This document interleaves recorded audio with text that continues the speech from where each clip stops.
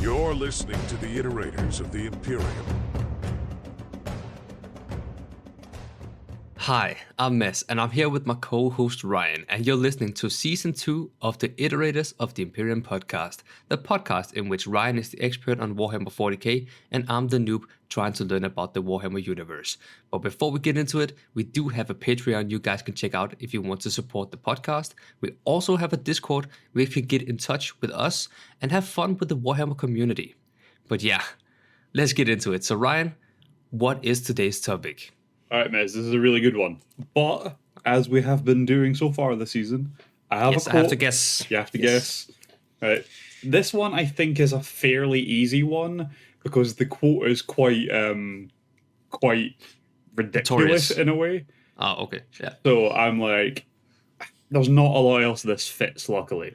So assuming that you have some kind of memory of the races in this that we could be talking about, you should be good. Yeah. Although, for the record, I'm fully prepared to give you the list of remaining races that this could be. If you need, like, if you're like, I can't think of anything, I can happily run through them. Okay. Yeah. So, I think an alien threat has risen from beyond the abyss. A swarm so vast that it blots out the stars. This horror fights neither for power nor territory, but rather to feed a hunger so insatiable that it will eventually devour the entire galaxy. That is a quote from Inquisitor Lord Fidus Cryptman. What do you think he's talking about? An alien threat? Can you repeat it? Yeah. An alien threat has risen from beyond the abyss. A swarm so vast that it blots out the stars. This horror fights for neither power nor territory, but rather to feed a hunger so insatiable that it will eventually devour the entire galaxy. And that was the Inquisitor. Inquisitor Lord Fidus Cryptman. I have mentioned a thing about an Inquisitor dealing with an insane Xenos threat and his ridiculous response to it before. So we have talked about this topic, but there's certain words in there that really tip the scale as to who this could be. Right, what are we thinking? Talk it out. I don't know. There's like infinite like madness in this Warhammer. That is true. But the thing is, there isn't a lot of Xenos that humanity would look at this way. Because, like, the Eldar, they know the Eldar. Yeah. They've known the Eldar for, like, 10,000 years at this point. And they recognize them as what they are. They're a very civilized race, actually. They're not a swarm, and they're not feeding their hunger. So it takes out ones like that. It takes out the civilized races quite quickly. So is some guy who's batshit crazy. Yeah, but we've already covered the orcs. Yeah, I was about to say it cannot be the orcs because we literally just talked about them. Exactly. So there's only really one left that fits. And it's somebody who's probably just feral. Yeah. That is a very accurate description. But they're not as stupid as the orcs. Oh, what are they called? The ones who make people into furniture? Oh, no, that's the Drukhari. Those are a type of Eldar. Oh, well, that's true. Like, because I was still kind of stuck on some parts in terms of like races and what they have been done. Well, that is the point of this season, is to fill in those gaps. I know, but I just have sequences of like disturbing stuff in my mind, right? I'm gonna need therapy. Yeah, just the weirdest bits stand out, isn't it? Okay, I'm just gonna put you out your misery here. What? No, wait. What were they called? The ones who turn feral. Oh, the Blood Angels turn feral. Is that what you're talking about? Yeah. No, it's not Blood Angels. God, we know about them. Well, then I don't know. The Tyranids. We're talking about space bugs. Wait, the giant ones with like spikes and stuff. Yeah. Oh, Ryan. What? They're a swarm. They're literally bugs. They swarm. That's their whole thing. I feel dumb now, Ryan. Oh, thank you. Again, I reckon if I had ran through the list of possible options, you'd probably have clocked it pretty quick. I'm You'd probably just annoyed go, now. "Oh, done orcs. Has to be the Tyranid. Has to be the space Yeah, gods." I'm gonna, because like I remember when they told about them before, I'm like, oh, we're gonna need some bug spray, with this war. But I reckon giant bug zapper is the way to go. for God's sake, Ryan, we gotta stop these questions. I always feel stupid. I'm always like, well, I knew that actually. That's why I'm still a noob trying to learn about the Warhammer universe. That's it. It's just being put on the spot makes all knowledge leave your brain. Yes, I've actually seen a nice quote with like in school with a guy, right, who got a question he had to answer in front of the whole class, right, and he's just like, hold on, I'm not stupid, I'm just panicking, and everybody felt that. That's very accurate. That's how I feel. Like when I get on the spot, all knowledge just goes out the window, and I'm like, well, shit. Do you ever get that with like just normal everyday conversation? Someone's like, "Oh, so what's your favorite movie?" And your brain is just like, "I have never seen a movie before." Yes, I know. I get that. I've tried that. Like for me, it gets really bad sometimes. It's like people can ask me how old I am, and I'm like, wait, hold on. Wait, how old am I? Now you're asking me. Hold on. Let me get my abacus. I'm not 12 years anymore. Like that's. I don't know, what year is it? Like, what year is it? But I might be 10. I might be 42. I don't know. Maybe somewhere in between, but Right. So, on to the topic at hand. Yes. So, this turned into much more than I expected it to be, because I didn't realize that two of these events were linked until I actually came to, like, trying to write it down. Yeah. Well, three of these events, actually. But one of them is an issue for another day. But we will discuss that at the end. So, as I usually do with these now, we're going to start with, like, the origin of this group first, right? Yeah. And to say that we know the origin of the Tyranid race would be an outright lie. Okay. But as with most things in 40k, we only have humanity's side of the story. Of course. Yeah. And humanity's side of the story really begins around year 9 of millennia 31. So this is year 31,009. Mm-hmm. On a planet called Sotha. And out of curiosity, do you remember what was going on with humanity in millennia 31, in the year 31,000? What's going on with humanity in that? In 30k? Can you give me some hints of like events? Well, it's probably the biggest event we've talked about, to be honest with you. Is it the heresy? Yeah, the heresy was going on at this time. Ah, right? Okay. Yeah, that's right. Heresy was in full swing by this point. Just to give you like a point of reference, so we're talking about year 9 of millennia 31, right? In year 14 of millennia 31 is when the Siege of Terra occurs. So 5 years after what the time we're talking about is when Horus fights the Emperor. Oh. So yeah, we're really not far off. Yeah, that's close. Yeah, so we're talking about stuff that's going on right in the thick of it. Right, we're gonna jump earlier first though, just for a quick bit of prefacing for this planet. So during the Great Crusade, so when everyone was on the same team and humanity was just exploring and getting people on the same team and all that stuff. So before the heresy, the Ultramarines had an exploratory fleet going out, and they found the planet of Sotha. So they set up an agricultural colony, so farming and stuff like that, and, that kind of usual civilization-y stuff. But they also found this weird ancient relic of crazy technology that no one knew what the hell it was or what it did inside a mountain. So they also set up an archaeological team and xenoculturist teams. And then they left one company of Ultramarines there to protect the place. Right? And that was it. Yeah. Left it be.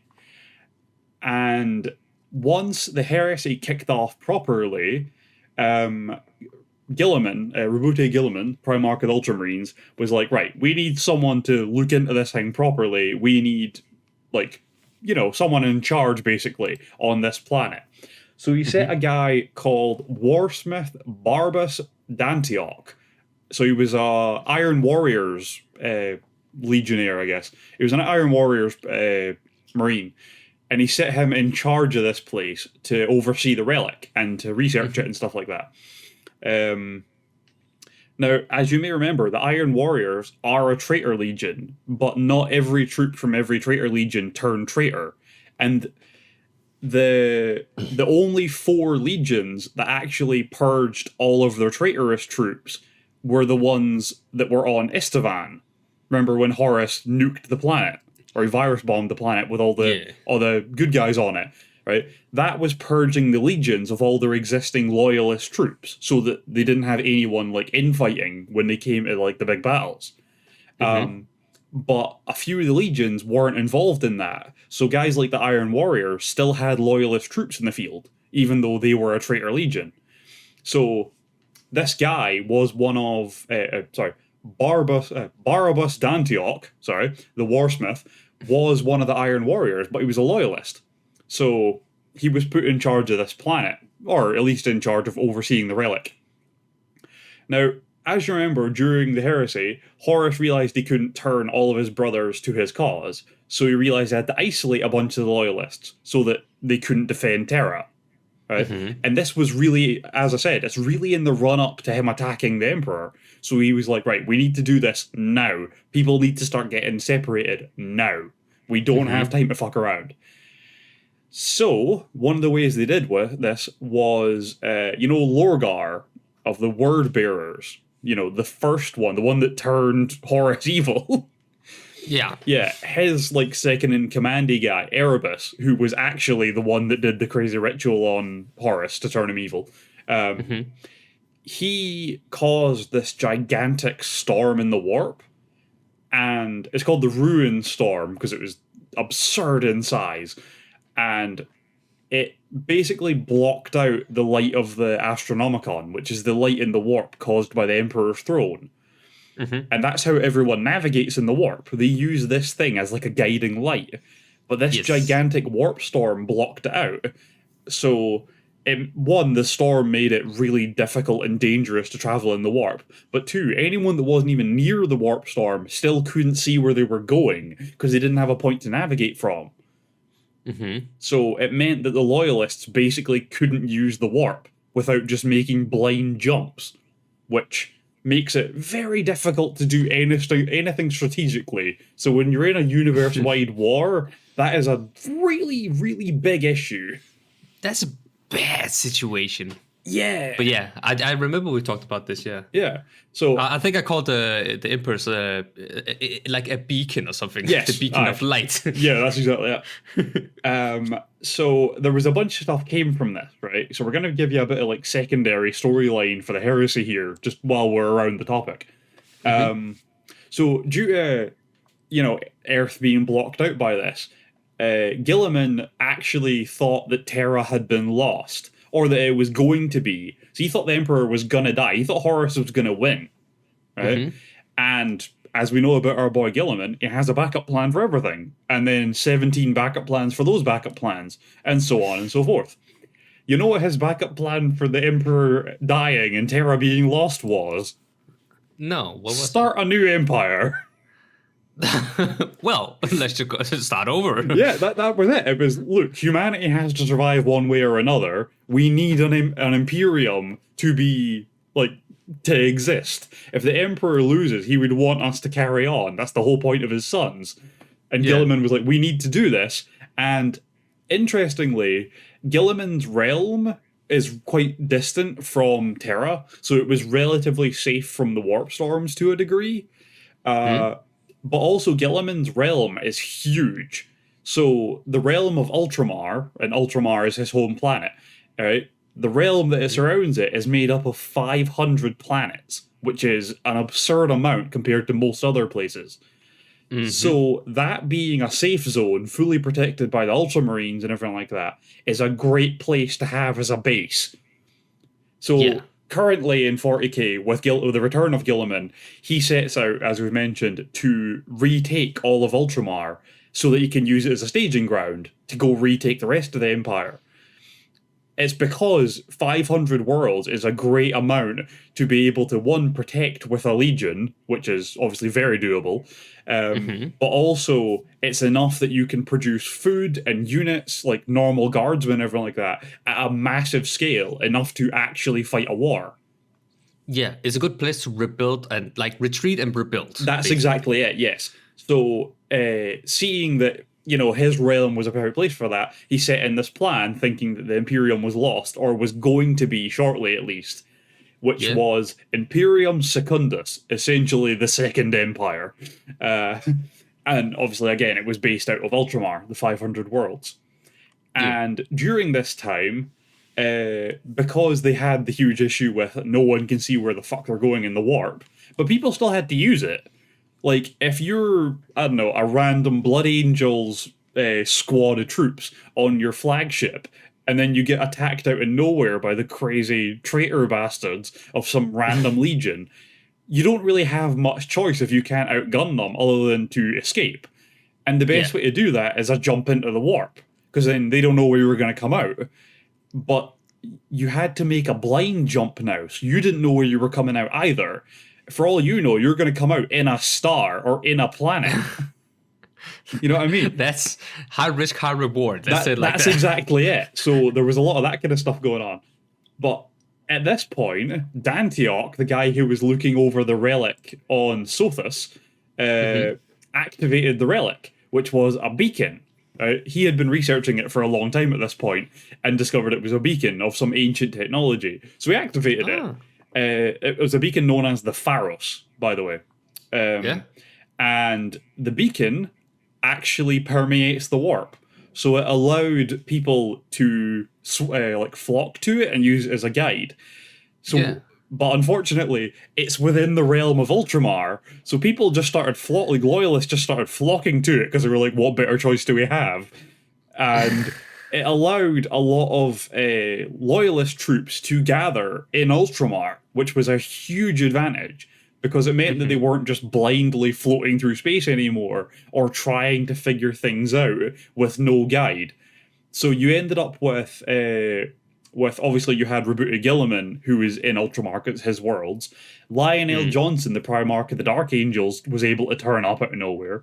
Vulcan's comatose body turned up with a bunch of salamanders, and a bunch of loyalist troops from basically every loyalist legion just ended up there because they had this beacon to follow. And funnily enough, right, because they were starting a second Imperium, they needed someone to be in charge. And Gilliman was like, "Look, I'm not going to be like Horus. I don't want to be in charge of the Imperium. I'm not the guy for the job."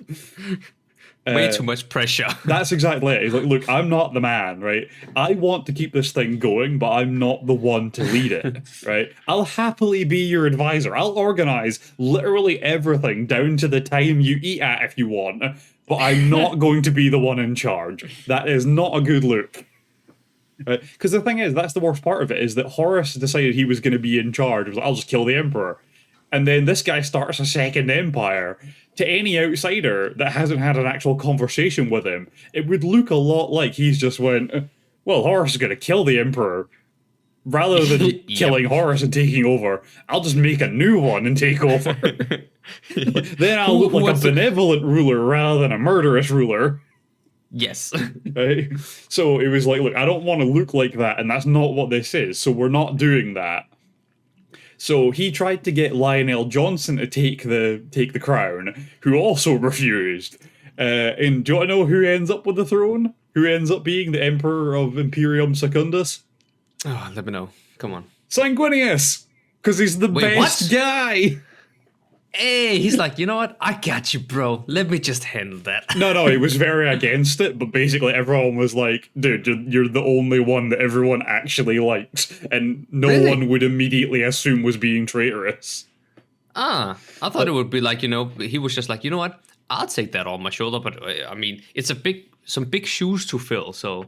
Yeah, it was a bit like that. He took it begrudgingly. It was a very reluctant acceptance of the role. But it was very much of a, no one else is going to do it. Someone has to do it. I'll be the one. But he also Well- had, like, public favor on his side because everyone loves Sanguinius. So no mean, one was yeah. going to hear he was in charge and go, traitorous bastard, just Horace Jr., isn't he? Everyone would be like, oh, wow, that's so good of him. So taking on that responsibility to keep us going, to keep the torch burning. Yeah, So- I mean, I wouldn't actually have guessed that if you said. Yeah, that it doesn't sound the like one him, taking it. which is, I It doesn't suppose, sound exactly like why him. he took it. Well, good for him. Yeah. Right. That was a good excuse to tell you about an interesting side detail that we will get into more later. But it's unrelated to the storyline to a degree. Anyway, we're going back to Sotha, because that's where our Yes. story sits, right? Yes. So, unfortunately, the Loyalists didn't know that Sotha was actually like a regrouping point for the Night Lords, who were, a terrorist traitor legion. They actually are terrorists, by the way. If you ever look, we will look into the Night Lords at some point when we get to the traitor legions, and genuinely, their war tactics are just terrorism.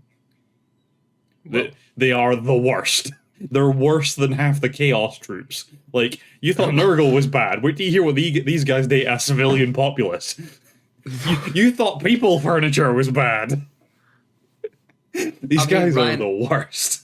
Don't torment my brain more than you did last week. I still am not over, like... Look, you've got a Yeah. while before we get to these guys. It'll be fine. Thank you. And we'll try to go light on the people furniture when we talk about the Drukhari in this season. Thank you. Because my brain is still rotting and decaying from last time. Nurgle has that Just say effect on like that. people. Yes. So, yeah, Loyalists didn't know that Sotha was a regrouping point for the Night Angels. For the Night Lords, not Dark Angels. And after the Dark Angels kicked the Night Lords' asses in a battle called the Thramas Crusade, a bunch of the Night Lords turned up at Sotha to try and regroup, and it basically just started a war for the planet. No. Yeah. During which the Night Lords got in a battle with 199 company of Ultramarines, which I believe are the Aegis company. I can't remember the pronunciation for it. But it managed to run that company down to just 100 Marines left. And they also got into a full-scale war over a major city called what is the right way to pronounce it? It's a weird one. It's Sothopolis. Sophopolis. It's Sotha, but Polis, because it's polis is the word for city. Sophopolis. It's like Sothopolis. Sophopolis. It's a weird one. It's a weird one to try and get your mouth around. Much like Danish, you got to say it with a potato in your mouth. Hey, I mean, it's true, but hey, I take offense of that. But that's good. Not You really. told me that. Yes, I did. You don't get to be offended about things you said. I get to say it, you don't, right? Oh, it's one of them. Okay, fair enough. It's all honesty. I don't really care. I reckon the Scottish could do that with most profanity. If you swear, the Scottish will be like, oh, it's our word. I don't know who invented it, but we said it the most. That's for damn sure.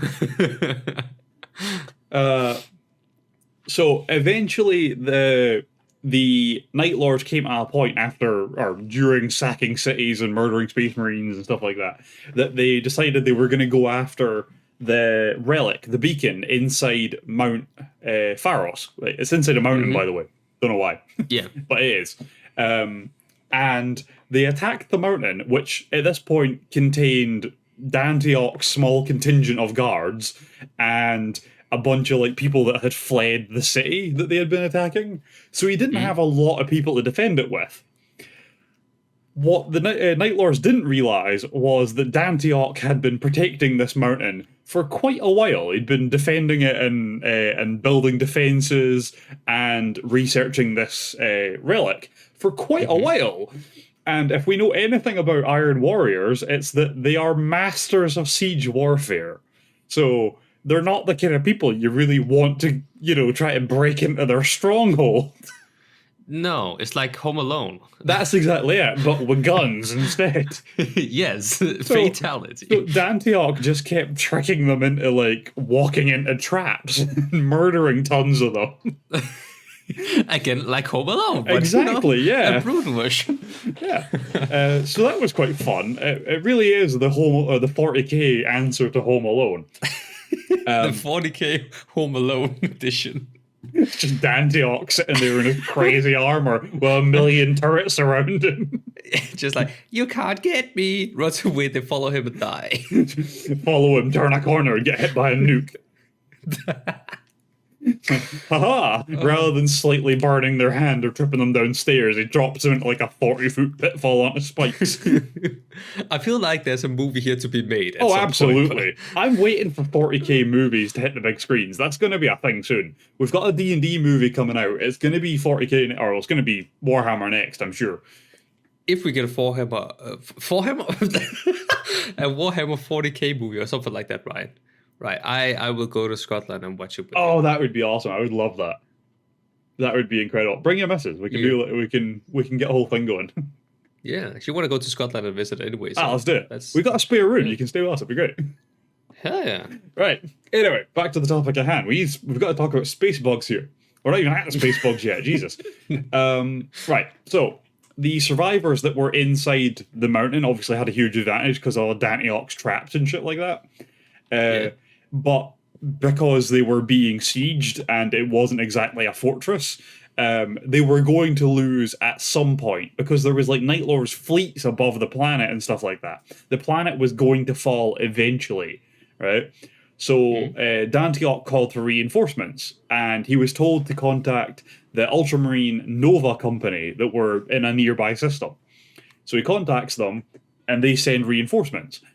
And they get attacked along the way and have to do like an emergency warp jump, like out into real space, out of the warp, which fucks up a bunch of their ships. One of them, the reactor goes critical and blows up, stuff like that.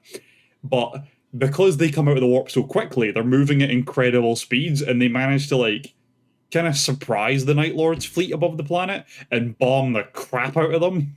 So they have like a huge advantage because of the bad luck they had at the start of it. The issue with this is that Dantioch didn't know reinforcements were only a few hours away, because they were already attacking the fleet above the planet and stuff like that. They were going to turn up in a few hours and save him. But he didn't know that. He just knew he had called for reinforcements, and he's not heard anything. So, he, in like a last-ditch attempt, overloaded the Pharos beacon, which killed most of the Night Lords that were nearby, disabled the majority of their ship systems above the planet, and overloaded most of the power armor on the planet. Basically meaning every Space Marine on the planet either died or their armor turned off and they could barely move. So they were just easy cleanup for the reinforcements that turned up, and they just kind of swept the planet clean pretty easily. Dantioch did die during this, unfortunately, as far as I'm aware. After this, the 199th Aegida Company, the Space Marines that were there, were awarded an emblem of 2 cross scythes for their work defending the planet, and they were left as a permanent guard for the planet. And Dantioch was heralded as a hero for his work as the first warden of the Pharos beacon. And then Gilliman left a guy called Oberdai on Sotha as the new warden of the Pharos, which is quite cool. Now, this was a very small battle. It had very little significance other than the Pharos being the guiding light used by the Loyalists away from Terra. But the battle itself didn't really do much in the grand scheme of the heresy. You know, it's not one of the major events of it, really. The problem is, it has some quite large consequences away from all of that. Because when the beacon overloaded, something saw the pulse from it. Something saw the overload. So from another galaxy, not even within the Milky Way, a whole other galaxy, the Tyranid hives, or hive swarms, saw this happen. And they set out to come and see what was going on. It called to them. So when that occurred during the heresy, the pulse it sent out alerted the Tyranids from another galaxy that they had to come and see what was going on. And they all just started making their way over. Great! Find the bug spray. Yeah. Problem is, we didn't know. So that's not great. So, from another galaxy come the Tyranids, a hive of swarming space bugs. I love calling them space bugs. Space bugs that turned up from another universe, and they were basically set to devour everything in their path. And when they do this, they attack a planet, they strip all the biomass from the planet, melt it in pools of acid, and feed it back to their hive fleet, so it can be repurposed into new Tyranids. Oh god. It is horrendous. Yeah. Yeah. So, in the year 741 of the 41st millennia, 10,000 years after the whole thing with Sotha, the Mechanicus on a planet called Tyran, or Tyran, however you want to pronounce it, it was a research division of the Mechanicus on this planet. And it was like a proper far out middle of nowhere planet right on the edges of our universe. And it's just a research division. They started to notice planets that had suddenly lost biomass and atmosphere. And they were like, huh, that's weird. And then the next thing, a massive swarm of space bugs descends from the sky and does the exact same thing to their planet. Oh no. Their planet was predominantly, it was like 80% water. So, there wasn't a lot to defend. But they got wiped the hell out, and then they even drink all the water. The planet was left as just like a barren rock. What? Yeah, they drink all the water. Water is biomass. Oh god. Yeah. So they just... That's bad. Yeah, they sweep the planet of literally everything that isn't just pure mineral, and then they just feed it back to their hive fleet so it can be reconstituted into new bugs. Yeah. It's crazy. That's actually bad. Like, they don't just ruin your day, they just ruin your future. Yeah, that's it. Aye. That's exactly it. So the planet was later rediscovered by Lord Inquisitor Fidus Cryptman, the guy from the start, in the quote. So the new Xenos were titled after the planet Terran, so they were called Tyranids, because that was the first planet that they were documented as having destroyed. So then in 745 of Millennia 41, so 4 years later, after Turin was wiped out, Macragge saw the first hive fleet, so the first major fleet of the Tyranids. So Macragge is obviously the ultramarine homeworld. And it was Hive Fleet Behemoth. They all have really cool names, by the way. Luckily, it was largely defeated in the Battle of Macragge. So when they finally attacked the actual homeworld of Ultramar, luckily the Ultramarines were able to properly fuck up the space bugs, which is really lucky. And that battle marked the end of the first Tyrannic War. There have since been 2 other Tyrannic Wars, where other hive fleets have turned up and started ransacking planets, and then eventually been, for lack of a better word, repulsed. They're never fully wiped out because of how many there are, but they usually get rid of them to some degree. The first one, the Ultramarines actually did manage to mostly kill them, which is great. So for the time being, Hive Fleet Behemoth was basically like not really worth worrying about, which is lucky. But the rest of them, they kind of just get them to fuck off in another direction for a while after killing a lot of them. So then we skip forward about 250 years to 992, Millennia 41. Hive Fleet Kraken arrived and was causing shit, which was the second Tyrannic War. The Eldar were involved in that one, which was fun.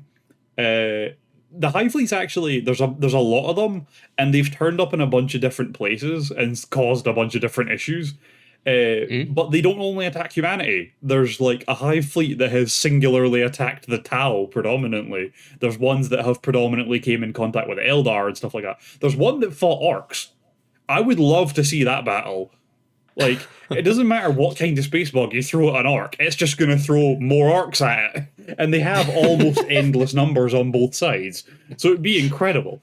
I feel like there's 2 ways that we deal with the Tyranids in the end. And it's either the Necrons step up and kill them, or the orcs are just pointed in their general direction.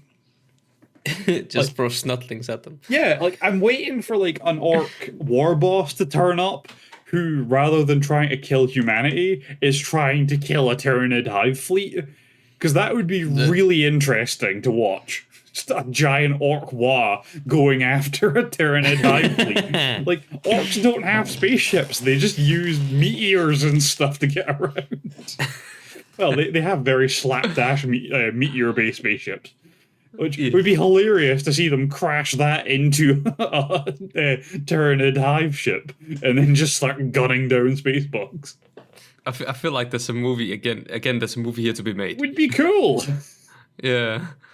Right, we gotta get into VFX. We do. We could do so much with it. We could do so much. Yeah. I feel like we should look into that, actually. We need a VFX budget for this once we start making money off Patreon. I feel like that's where some of the money goes, a VFX budget. I mean, I've been looking into doing stuff in Unreal Engine with mocap so that, like, let's do it. That'd be amazing. We could control 3D characters with our own movement, right? We could, like, do a fight sequence and explosions and everything. That'd be awesome. Right, we need to look into that down the line. So the largest hive fleet yet to be seen was Hive Fleet Leviathan. As I told you, they have very cool names. Which assaulted Baal, which is the Blood Angels' homeworld, in 997 M41, so right at the end of the 41st millennia. Yeah. Luckily, due to the formation of the Great Rift, the Fall Acadia, where the Eye of Terror turned into a big tear across the middle of the galaxy. Yes. That Great Rift separated a bunch of the fleet from itself. So luckily it wasn't the entirety of Hive Fleet Leviathan that attacked Baal, because otherwise it would have been wiped out. But thanks to the Blood Angels and Chapter Master Dante, they were able to fight off the Tyranids, and it is now known as the Devastation of Baal. It's actually a book. There's a whole book called The Devastation of Baal, which is just Tyranids turn up at Baal and Dante and his dudes kick their asses. Or get their asses kicked. It kind of goes both ways, bit by bit. It says the battle really goes back and forth quite a lot in that sense. Yeah. And that was part of the Third Tyrannic War. There's a set of books about the Blood Angels that are set in 40k, so after Gilliman's back and all that stuff. And it features predominantly around Chapter Master Dante. So there's a book just called Dante, which is his kind of becoming Chapter Master and how he became a Blood Angel and all that, which involves the Tyranids. Then there's Devastation of Baal, which also involves the Tyranids. And then there's Darkness in the Blood, which is predominantly about the whole Primaris thing, with those guys turning up amongst the Blood Angels and stuff like that. It's quite cool. It involves like their lead psyker quite a lot. It's a very cool storyline. We will get into their storyline in Season 3 when we're doing Space Marine chapters. We're going to be able to look at Dante as the chapter master and his whole storyline, and the chief psyker of their lead of their chapter, because he has a really cool storyline too, which will be very cool. We will get into that properly in Season 3 as an individual topic. So as far as physiology kind of stuff for these guys, for the Tyranids goes, their biology is quite a difficult one to talk about because it's constantly evolving at an incredible rate, which is, their whole gimmick. They adapt to literally anything. The reality is we will likely never see every type of Tyranid in the galaxy because there's an endless number of them. They just change them all the time. Depending on the environment that they're in. Yeah, exactly. Yeah, depending on what that fleet has eaten lately and stuff like that. Yeah. So, interestingly, everything they have is biological. They don't have anything that's technology. They use biotech.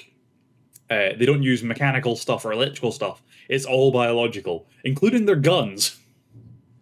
Oh. Yeah, every weapon and projectile that they use is made of biomass gathered from previous invasions, which is fun. How? What? But how? Well, for example, there's a really common weapon they use called a flesh borer, right? And the ammunition they use are flesh borer beetles.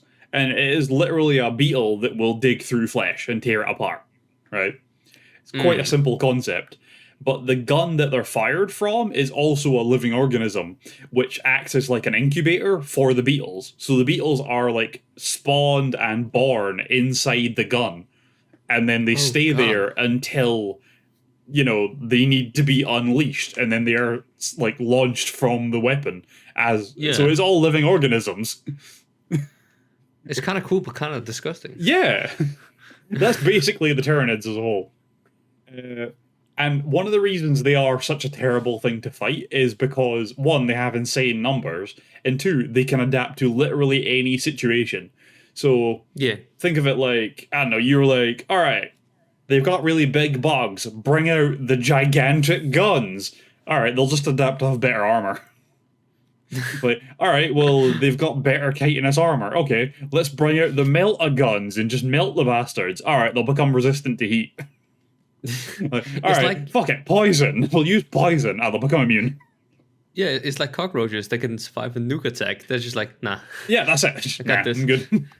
I'm good. I'm fine. I can adapt to this. Yeah, it's quite a problem to fight them. And interestingly, they communicate with a hive mind. They don't communicate normally. They communicate with a hive mind. So they have creatures called synapse creatures. So some of the Tyranids, some of the bigger ones, stuff like that, have like a node inside them that acts as like a relay point for the hive mind, and it allows the hive mind to communicate with the smaller troops among them that don't have this synapse thing inside them. So if you kill off the synapse creature in a group, the rest of them can kind of become quite disorganized and like directionless. So it's a good thing to know, it's a good tactic, but it doesn't always work because there's usually a lot of the synapse creatures around, so usually another one just kind of takes over. But it's good to know, if you can kill off the synapse creatures, they do become quite easy to fight compared to usual. Yeah. But the hive mind has an interesting effect. So when an entire swarm descends on a planet, they cause a thing called shadow in the warp, which blocks out the warp. So, What? so for example, if you're on a planet and then suddenly a hive fleet turns up out of nowhere and starts invading, their hive mind disrupts warp communication, so you can't call for reinforcements. Oh, God. Yeah, but you also would have a very hard time making a warp jump or anything like that if you were surrounded by them. Yeah. So it makes fighting them even harder for humanity and stuff like that. They are an absolute menace to fight. And because of what they can't be reasoned with and they can't be surrendered to. So when you're faced with Tyranids, you have literally two options: kill or be killed. Wait, but like with the Tyranids, like you said, they come in numbers. We're not talking like the 1,000. We're talking about the millions, right? We're possibly talking about billions. Okay, well, yeah, you're screwed. Yeah. That's exactly it. It's a whole thing. You genuinely have very little chance of winning a battle against Tyranids. Yeah. Yeah. So we're gonna go on to talking about some of the hive fleets a little bit. It's a very quick run through of a few of them. So interestingly, every hive fleet seems to specialize in one thing, but it's odd because when you try to research it, in the books, it's not really mentioned. You could probably decipher it from reading or listening to books that are about different battles that had different hive fleets in them and kind of deciphering what they're about. But if you try to look it up, what you'll actually find is the smaller hive fleets, you will get a very clear explanation as to what their speciality is. But if you look up the bigger ones, you just get information about what they've been, like the battles they've been involved in and stuff like that. Because the speciality is reflected predominantly in the game, the tabletop. Because if you play as different hive fleets, you get different advantages on the battlefield. Yeah. But in terms of just lore wise, it's not something that's like concisely explained really. So this is going to be quite notable as to which ones are smaller fleets and which ones aren't, as I explained these. So Hive Fleet Ouroboros, they were the first one found, but it wasn't really documented as like a new Xenos race or anything like that. It was just kind of, it turned up around Millennia 36, and it wasn't really a huge issue. I think the Eldar predominantly deals with them, and humanity didn't really notice it as like, as what it was, as big a thing as it is. So it wasn't really noted properly or anything like that. It kind of just fell by the wayside. But they tend towards airborne units, so they tend to use flying units more than anything else. Enough to black out the sun, mind you. And they just, interestingly, they devour the eyes and ears of their enemies to cause panic, which is understandable. Yeah, I mean, that's one of the two most important senses that you need. Yeah. Which it just makes like troops you really easy to pick off if they panic like that. Apparently, I mean, obviously, yeah. Yeah, apparently the only troops they've ever fought that were immune to it were the orcs, because orcs really don't have any coordination anyway. They don't give a shit. You can tear their eyes out; they'll just keep swinging. Like humans will like crumple to the ground and scream and stuff and not shoot anymore. Now orcs will just fire blindly, vaguely into the sky. Something's gonna die. Yeah, I don't know if my own troops, but something's gonna die. Orcs don't care as long as something dies. Yeah, it's like orcs just lying there on the ground, like half torn apart, firing blindly at the sky, and just feels itself grow slightly. It's like, oh, I killed something. Cool. Oh yeah, that's right. They grow every time. Yeah. Yeah. Then we've got Hive Fleet Behemoth. These were like the first ones properly encountered, the ones that attacked McCrag and were totally effed up by the Ultramarines because fuck you guys. Then Hive Fleet Kraken were the second major fleet encountered. This was the ones that were involved in the Second Tyrannic War, predominantly dealt with by the Eldar, luckily. Then Hive Fleet Gorgon, they arrived in the galaxy and invaded a bunch of the Tau homeworlds. They were eventually fought off by the Tau and the Imperial Guard working together, which is interesting. Usually that doesn't happen. These guys, like Hive Fleet Gorgon, are the ones that have the highest adaptability rate. They adapt in like seconds to new environments compared to everyone else. Oh. So they are an absolute bastard to fight. I could imagine. Yeah. Hive Fleet Leviathan are by far the largest fleet. They were the ones that attacked Baal. Luckily, they were kind of separated by the giant hole in the galaxy. Yeah, they were only defeated through the determination of the Blood Angels, Chapter Master Dante, and a small intervention by Sanguinius himself, who has been dead for a long time by this point. They literally needed a dead guy to help them win that battle. But how? We will get into it properly when we discuss Dante's storyline, but there is a point during the battle where Dante almost dies and is in like a weird kind of like out-of-body comatose state that Space Marines go into when their bodies get damaged heavily, so that they can like repair itself and keep them alive. They kind of hibernate a little bit. And while he's in that, a lot of them end up like wandering the warp in a weird way. And basically while he's in that state of like, I'm gonna die, fuck. And he's old as shit. Dante has been around for centuries, like for millennia. He knows he's old and he just can't be bothered anymore. So he kind of is like, oh, thank God, I can finally die. And then Sanguinius appears before him and is just like, nope, go back in your body. And he's like, what? No, I did my part. And he's like, nope, got more for you to do. Get back in. Sanguinius like pushes him back into his body and he's like, oh, God damn it. All right, let's go. It's a whole thing. We'll discuss it properly and in like real detail when we're covering Dante's storyline. But it's very funny. There's a bit like that where Dante appears before the head psyker as well in the Darkness and the Blood, the following book to Devastation of Baal, which we'll also cover in his storyline. But Sanguinius is turning up again. I mean, I'm looking forward to that because you know I like Sanguinius. Everyone likes Sanguinius. And he was default dead, so... he was very dead. Yeah, so I'm looking forward to seeing the whole story about that. But just wait till we do the Roboute Guilliman trilogy, the Plague Wars, because there's someone else that's back in play that's interesting as well. Oh. Yeah. Oh. Very much Not like, Horus. no, very much back in play only in the warp, but back in play is still an important thing to know.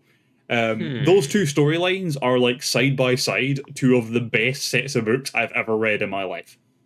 Oh. Like, I would argue that the Plague War books, there are some slow bits, but the Plague War books and the trilogy that are about Dante and the Blood Angels in 40k, like, they're both incredible. I would recommend them to anyone. Whether you give a shit about 40k or not, they are amazing. It's just good stories. Just great storylines, yeah. Honestly, just great. Because you get to see like Dante growing up as a kid and like his whole journey to becoming a Blood Angel. It's just great. Yeah. Right, so we're going to go on to talk about some of the units that these guys use. And I want to make this clear, there are hundreds of different types of Tyranid. So we're not covering them all. We will get into them properly when we're on a season that we're talking about like aliens in more detail. But we're going to run over a few interesting ones at the moment. And I have pictures for you. If anyone wants to, they can Google them. Or I will provide links to a bunch of them on the YouTube video for this episode. I'll find a way to get them up there somewhere. If you look in descriptions, you'll find them, right? I'll make them available. So the first very soon. Well, I'm sorry. no, it's just like very soon people will also be able to see visuals on the Imperium Iterators of the Imperium podcasts. So yes, we are putting that up. We are going to be adding some visuals into this soon. We needed time to actually be able to sit and test stuff, which we haven't had because I've been working horrendous shifts. Right. So the first one we're going to talk about something like the kind of leadery troops first. So the first one we're going to talk about is the Norn Queen. So here is a picture of the miniature for it, which is horrendous. Oh, God. Yeah. It looks like death. Yeah, it's basically death incarnate. And these guys are... Or I don't know why I said guys, they literally have queen in the title, but they essentially are like a brood mother. They live in huge chambers on the hive ships of the hive fleets, and they give birth to all the other types of Tyranids. They're like fed the biomass that the normal troops make from the planets, and they just use it to create new Tyranids inside them. It's pretty minging, but those are where all the variants of Tyranids come from. Yeah. Yeah. Then we have the Hive Tyrant, which is a gigantic, monstrous creature with the typical 6 legs, and 2 of them are big scythes and have swords and whips and stuff otherwise. They're pretty disgusting, but they're gigantic and monstrous. I mean, yeah, it kind of looks like Frieza from Dragon Ball Z. Does a little bit. Third form. Yeah. Third form Frieza. Yeah. Kind of look like the Xenomorphs from just the Alien movies. Yeah. Yeah. They're a pretty typical design for an alien, I guess, in humanity's sense. The difference with these guys from the normal Tyranids is they are self-aware and extremely intelligent, so they are able to learn from their mistakes, which is a really big issue. But they're also incredibly strong. They stand about 3 times the height of a human. Oh, God. So I'm just like their legs. Yeah, if even. You might be able to punch it in the crotch if you jump. If I jump. Great. I want to see Vulcan dump tackle one of these. He has a thing for tackling gigantic monsters. I mean, he could. He could. He's probably not far off his height. Yeah. Vulcan is like 14 feet tall, so he could genuinely just body one of these things if he wanted to. Just need a good jump first. Then we have the Turvagon, which is quite a cool thing. It's quite a large creature, but it's more like it's bulky in the sense that it's quite wide. It contains other Tyranids is the thing, so it's quite large. But it's because it can open up to release other troops from inside it. Yeah, it looks like if I were to explain it visually, a Tyranid tank. Yeah, that's essentially it. It's like their version of an armored personnel carrier. Yeah. Yeah, these guys wander their ships looking for looking for like invaders that have came onto their ships, and when it finds one, because it's a leadership troop, it has the hive mind synapse inside it, so it'll alert all the other Tyranids on the ship to come and fuck up the intruders. But at the same time, it also just opens its belly and deploys all the troops inside it that will immediately start attacking the invaders to buy time while the rest of them turn up to kill it. It's very cool. So we're going to get on to some of the more rank and file troops now. And we're going to start with Termagants, because those are the ones that are inside the Termagant's belly. Termagants, again, most Tyranids have 6 legs, so they look quite humanoid. They look bipedal because they walk on 2 legs, but they do have 4 arms as well. They use guns, interestingly. I mean, I can see from the pictures, like the 2 of the legs or arms are less significant than the others. Yeah, I reckon they still claw you apart if you get near it, though. I think they're like scythe arms rather than like hand arms. Yeah. Yeah. So individually, these guys are pretty weak, but they fight in really big numbers. So that they're kind of like the Tyranid equivalent to human guardsmen. Yeah, like individually, not going to do much. With 500,000 of them, they'll probably kill most things. Yep. And in size, in terms of size, they look like a regular human. Yeah, they're honestly about a humanoid kind of size, which is good. Yeah. And the gun they typically use is the flesh borer that we mentioned earlier, that fires the flesh borer beetles. Yeah, it's a pretty standard weapon for the Tyranids, to be honest with you. They have a lot of weird ones, but we're not going to look into them right now. Then we have the Tyranid warriors, which are kind of your standard troops. They look like a small version of the Hive Tyrant. Yeah. Yeah. But they're essentially just scaled down, because they're equally as powerful as you would expect a small Hive Tyrant to be. They'll still absolutely tear you apart. And they're also synapse creatures, so those have the hive mind link for all the smaller creatures around them. Which is cool. But again, they kind of make up a general infantry form, but like a stronger form than the Termagants. They're more of like I guess it's the equivalent of, like, if a Termagant is the Tyranid equivalent of a guardsman, Tyranid warrior is the equivalent of a space marine. Oh. Yeah. I guess that would be the way to talk about it. Then we have lictors, which act as like scouts. So they tend to they tend to run ahead of like the main swarm and look for prey for the swarm to descend on. Yeah. Interestingly, I'm thinking about the octopus vibes. Yeah, they have like weird tentacle-y things going on. It's quite strange. They have like chameleon skin, so they can change to look like their environment. So they're like stealth specialists that tend to ambush stuff. They're quite terrible. And then to cover one of the airborne troops, we have gargoyles, which are fun. They can fly. Yeah, honestly, they fly. That's their whole gimmick. They're flying troops. They are derived from the Termagants, so they are smaller than most Tyranids. They are one of the kind of smaller troops going on, and they are less powerful than most. So they also use large numbers to kind of do their job. So a huge swarm of them will turn up, descend on you, and just claw you to bits. And shoot. Is that a gun? Yeah, they also use the flesh borer rifle that the Termagants use. Oh god. Yeah, they're fun. If you see that, that's death from above. That's honestly it. They are like a swarm of locusts. So there are hundreds of Tyranid troops, and if we try to go through them all, we will be here all week. So we will dig deeper into these later when we're doing deep dives on some of the Xenos races. Yeah. And unfortunately, there aren't really notable characters for the Tyranids because they don't have personalities. No, they're just the same, but like in massive numbers. Yeah.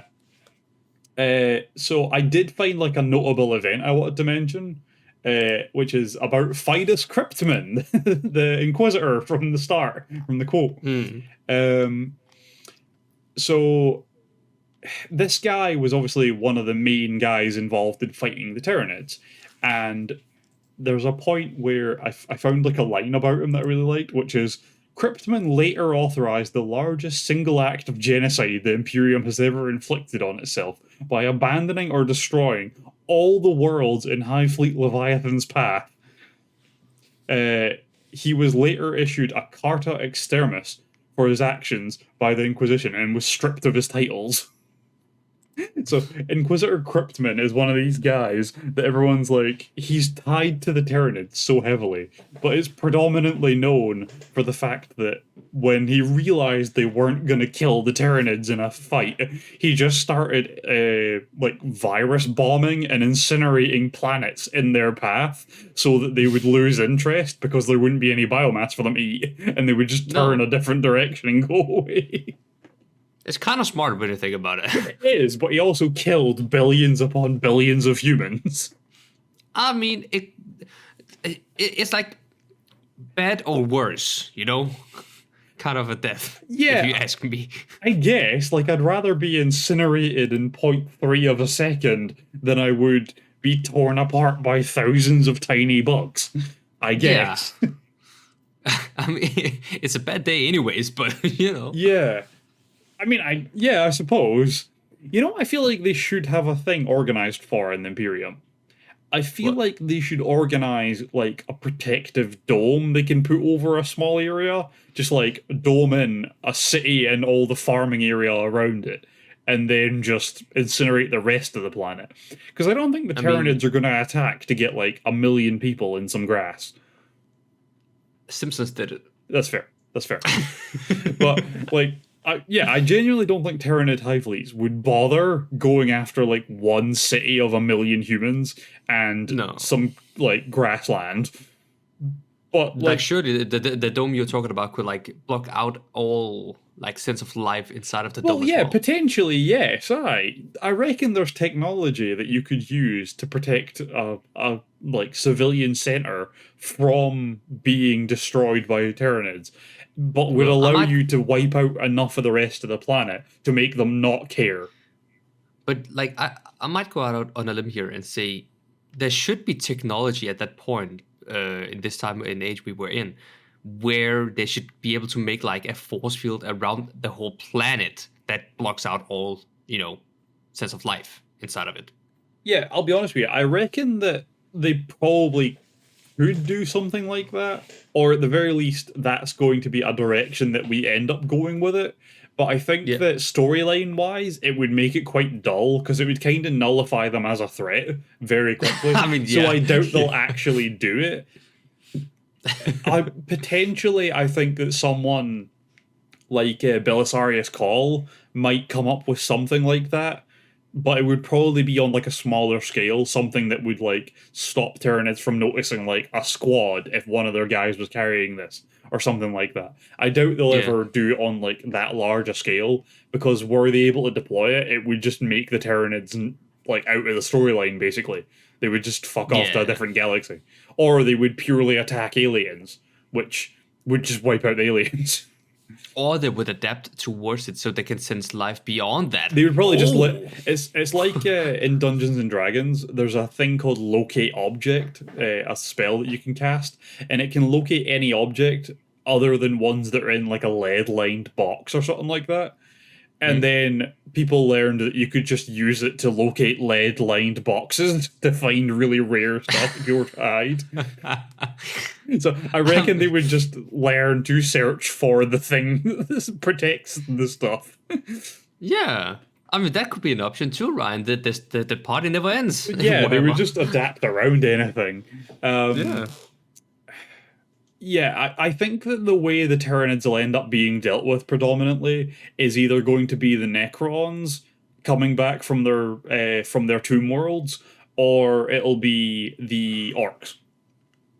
I would reckon Necrons more likely than Orcs, because the Necrons got their storyline rewritten so that they weren't initially they were kind of like zombies. They didn't really have much personality and stuff, and they worked in a very similar way to the Tyranids, where they were quite mindless and just destroyed and killed. Whereas now they actually have, like, a proper storyline and stuff. They were rewritten in one of the editions, and since then they've had, like, an actual storyline with proper personality behind it and stuff like that, and actual goals of their own and motivations of their own. And I like that. Yeah, I like it's that a much lot better. actually, because otherwise it would just be a different version of the orcs with the Tyranids, Exactly. and vice versa. Yeah.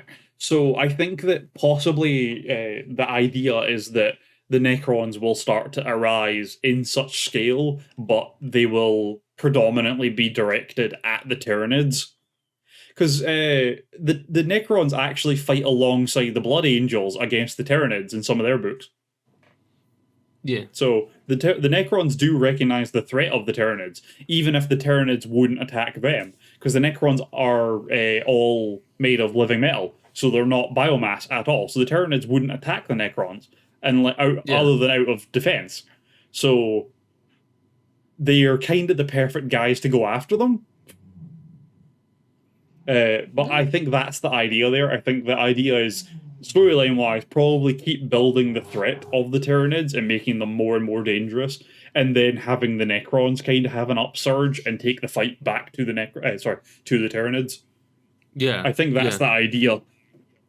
But it would make for a good story. So it would, yeah, and it would really bring the Necrons into the fold of alongside humanities kind of thing a bit, I guess. Yeah, which really would be cool. cement their place back in. Yeah. I would be interested to see how that goes, and I'll keep you posted as we go forward if anything happens with that. We will talk a little bit more about the Tyranids in the Necron episode, because there's a thing that goes on there that I would like to mention, like kind of a theory that's around that. But we'll deal with that at a later date. But yeah, I think that's enough of Tyranids for now. Oh, alrighty then. Yeah. Well, do you want me to round it off then? Yes, please. All right. Well, thank you guys for listening. It's been me, Mess, and Ryan. And we will see you in the next one. Take care and peace. Bye.